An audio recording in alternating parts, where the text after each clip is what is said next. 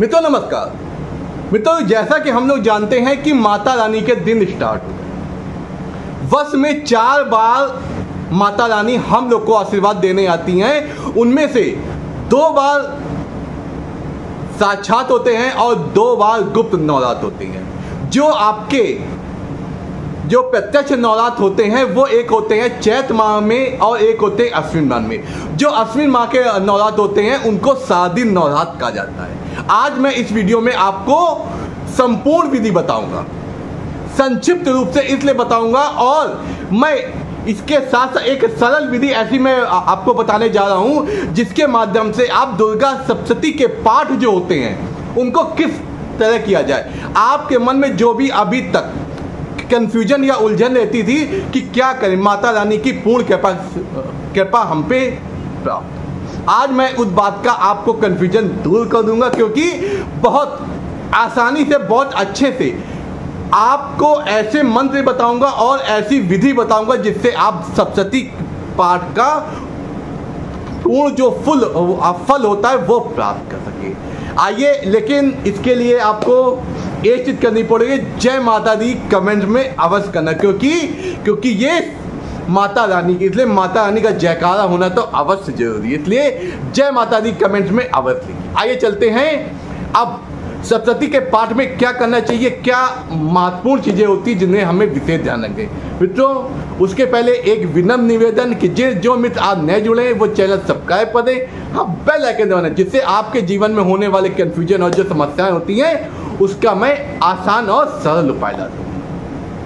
आइए चलते हैं अब सप्तशती के पाठ की पूर्ण विधि। देखो, जैसा कि हम लोग जाते हैं, नवरात्रि जो होती है इसकी घट स्थापना अपनी प्रतिपदा के दिन की जाती है। इसका शुभ मुहूर्त होता है और शुभ मुहूर्त में अगर सप्तशती का पाठ और घट स्थापना की जाए तो अति उत्तम और अति फलदायी होता है। घट स्थापना क्यों महत्वपूर्ण होती है? क्योंकि घट क्या होता है, हम माता रानी के स्वरूप को अपने घर में बुलाते हैं।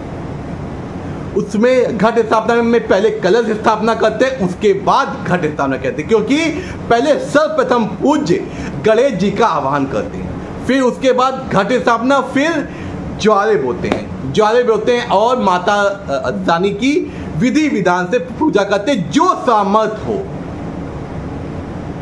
पहले बता दें आपको, एक बात आप ध्यान रखिएगा, जब भक्ति का कोई स्वरूप नहीं होता है, पूर्ण श्रद्धा और भक्ति भाव से जो चीज की जाती है वो हमेशा शुभ फलदायी होती है।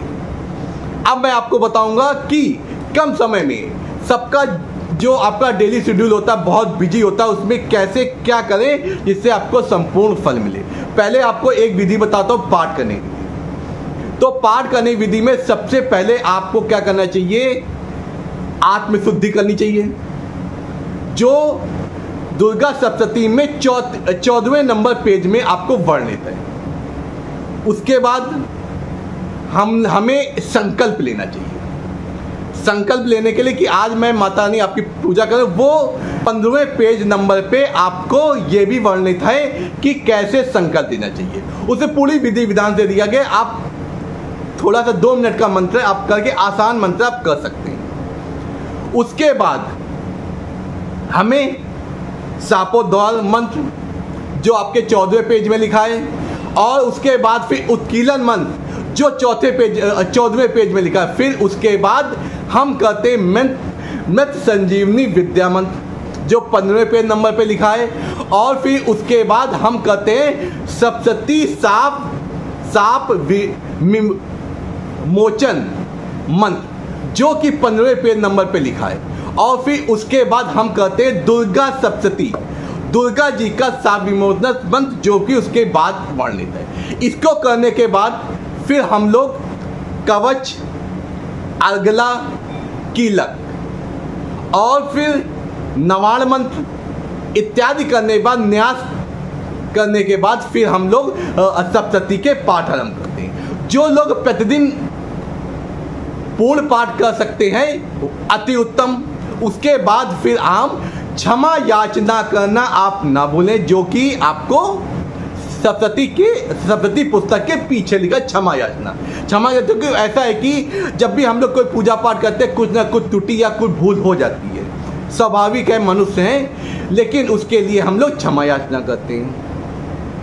अब मेन बात होती है पाठ है, कुछ लोग संपूर्ण पाठ एक दिन में नहीं कर सकते, तो इसके लिए 2-3 विधि दी गई। एक विधि कहते हैं आप पाठ को पहले 13-1 कर लीजिए एक दिन, फिर दूसरे दिन 12-2, फिर तीसरे दिन 11-3, फिर चौथे दिन आपका आ गया 10-4, फिर आ गया 9-5, फिर उसके बाद आ गया 8-6, फिर अंत में आपको 7वां पाठ 2 बार करना है। एक ये विधि हो जाती है। आप प्रतिदिन उत्कीलन साप से और आपका सापों द्वार करके उसके बाद संकल्प लेके आप पाठ ऐसे कर सकते हैं। और फिर आपको अगर ये भी नहीं होता है तो आप पहले दिन 1 पाठ कर लीजिए, फिर दूसरे दिन 2, फिर तीसरे दिन 1, फिर चौथे दिन 4, फिर 5वें दिन 2, फिर उसके बाद 1 पाठ, फिर उसके बाद 2 पाठ। इस प्रकार पाठ आपके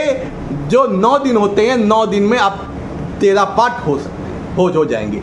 इस प्रकार आप पाठों को अपनी सुविधा के अनुसार विभक्त कर सकते हैं। तो माता रानी श्रद्धा भक्ति भाव करिए, लेकिन अंत में एक चीज बहुत जरूरी है, वो आवश्यक होता है कन्या पूजन। पहले हवन इत्यादि करिए, फिर उसके बाद कन्या पूजन अवश्य होता है। देखो हवन इत्यादि होता है, जो भी आपके घर में निगेटिव एनर्जी हो या कोई भी ईर्ष्या, कोई भी ऐसी चीज होती है, वो क्या होता है हवन के माध्यम से शांत हो जाती है। और उसके बाद कन्या पूजन करके आप अपने व्रत का पालन कर सकते हैं। जो लोग व्रत रहते हैं वो भी, और जो लोग नहीं व्रत रहते वो भी। कुछ लोग क्या कहते हैं कि पहले पहला कर लेते हैं फिर अष्टमी रख लेते हैं, वो भी सही है। आप सिर्फ भक्ति भाव और पूर्ण श्रद्धा भाव से, इस प्रकार मैंने जो सरल विधि बताई है, इस सरल विधि के माध्यम से आप सप्तशती का पाठ, सप्तशती पुस्तक का पाठ और माता रानी की पूर्ण भक्ति प्राप्त कर सकते हैं।